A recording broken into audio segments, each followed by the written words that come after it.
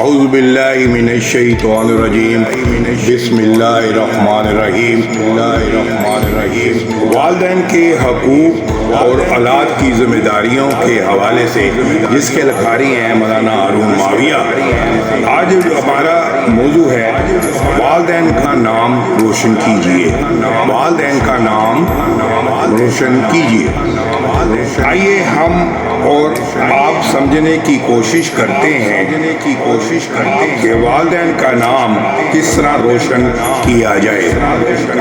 آپ کتاب بند کر کے ہو سکے تو 2 رکعت نفل نماز پڑھیے اور دعا کیجیے کہ اے اللہ مجھے والدین کو آنکھوں کی ٹھنڈک بنا دیجیے، دنیا اور آخرت میں ان کا نام روشن کرنے والا بنا دیجیے۔ نمبر 1، سب سے پہلی بات ہے جس کے ذریعے آپ والدین کا نام روشن کریں گے وہ یہ ہے کہ آپ قرآن کریم کے حافظ بن جائیے۔ اور اس لیے حدیث پاک میں آتا ہے، حضور صلی اللہ علیہ وسلم نے فرمایا جو شخص قرآن پڑھے، اس پر عمل کرے، اس کے والدین کو قیامت کے دن ایک تاج پہنا دیا جائے گا جس کی روشنی آفتاب سے بھی زیادہ ہوگی۔ اگر وہ آفتاب تمہارے گھروں میں ہو بس کیا گمان ہے تمہارا اس شخص کے متعلق جو خود عمل ہے۔ بحوالہ ابو داؤد شریف۔ دیکھیے کتنی بڑی فضیلت اور سعادت ہے کہ آپ کی تھوڑی سی لگن اور محنت کی وجہ سے کتنا بڑا اجر و ثواب اللہ جل شانہ عطا فرما رہے ہیں۔ آپ کے قرآن کریم حفظ کرنے پر قیامت کے دن جب سارے اولین آخرین جمع ہوں گے، آپ کے والدین کو ایسا تاج پہنایا جائے گا جس کی روشنی سورج سے بھی زیادہ ہوگی۔ آپ سوچئے کہ سارے انبیاء، شہداء، صادقین، صالحین وہاں جمع ہوں گے۔ حضرت آدم علیہ السلام سے لے کر آخری انسان تک سارے کے سارے وہاں موجود ہوں گے اور یہ منظر دیکھ رہے ہوں یہ کہ فلاں کے بیٹے کے قرآن پاک حفظ کرنے کی وجہ سے اس کے والدین کو ایسا عظیم الشان تاج پہنایا جا رہا ہے۔ یہ کتنی بڑی عزت کی بات ہے کہ آپ کی وجہ سے کل قیامت کے دن اس طرح آپ کے والدین کا نام روشن ہو اور دنیا میں بھی لوگ ایسے بچے کے والدین کو عزت اور قدر کی نگاہ سے دیکھتے ہیں اور ان پہ رشک کرتے ہیں۔ لہذا آپ ہمت کیجئے اور حفظ قرآن شروع کر دیجئے۔ آپ روزانہ کی 10 آیات یاد کر لیں تو آپ پورا قرآن انشاءاللہ تعالیٰ ہر مہینے 30 دن کے حساب سے ایک سال کے 10 ماہ 7 دن میں حفظ کر سکتے ہیں۔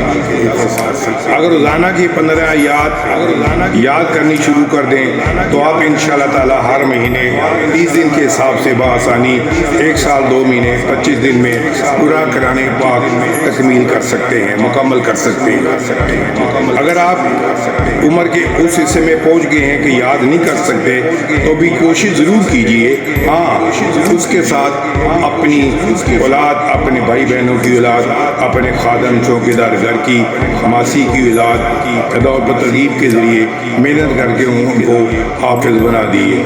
اپنے محلے میں قرآن کریم کے حفظ کے لیے ایک استاد رکھ کر حفظ شروع کرا دیے تاکہ آپ کم از کم یہ ثواب حاصل کرنے والے بن جائیں اور دنیا آخرت میں آپ کا نام ان لوگوں میں لکھا جائے جنہوں نے اپنے والدین کا نام روشن کیا۔ نمبر 2، آپ کے والد کو اللہ تعالیٰ نے جو بھی خوبیاں عطا فرمائی ہیں وہ جو نیک کام کر رہے ہیں یا کر کے چلے گئے ہیں اس کو جاری رکھیے، اس کو آگے بڑھائیے۔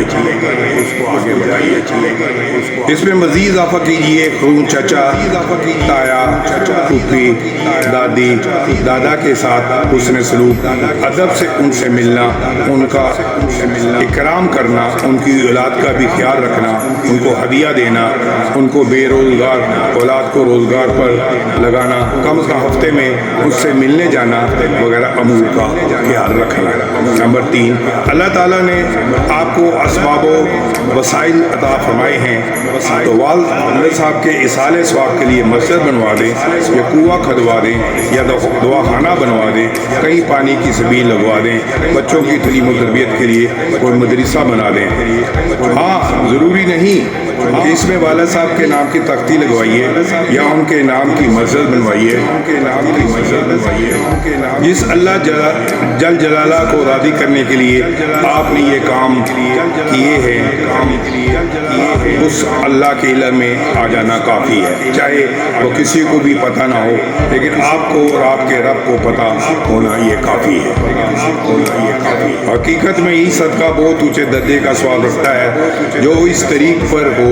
حدیث میں آتا ہے اس شخص کے بارے میں جو خفیہ طور پر صدقہ کرے، ایک اور وہ شخص جو ایسے پوشیدہ طریقے سے صدقہ کرتا ہے کہ اس کا بایاں ہاتھ نہیں جانتا کہ اس کے دائیں ہاتھ سے کیا خرچ کیا۔ بحوالہ بخاری شریف۔ یہ ایک لمبی حدیث کا ٹکڑا ہے۔